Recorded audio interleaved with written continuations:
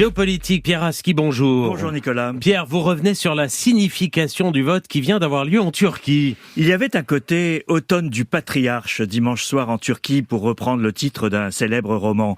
Le patriarche, c'est Recep Tayyip Erdoğan, le président turc, qui à 70 ans a subi la plus sévère défaite politique de sa longue carrière.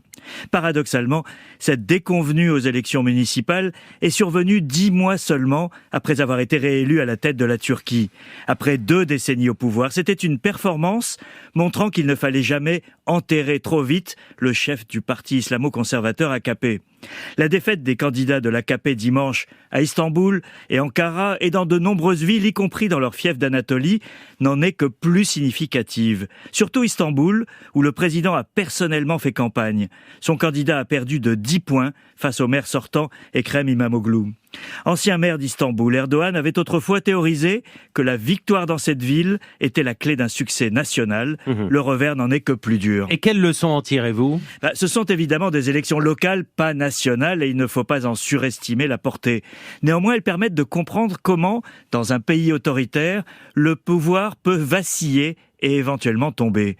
Recep Tayyip Erdoğan appartient à cette catégorie des hommes forts qui minent la démocratie et tentent de la réduire aux apparences. En 2 décennies, il a attaqué la liberté de la presse, il a entravé l'opposition parlementaire, purgé l'armée, la justice, l'éducation. Enfin, il a cassé la société civile. Et pourtant, il peut trébucher, comme lors de ces élections municipales, qui annoncent une fin de règne, même s'il lui reste encore 4 ans au pouvoir.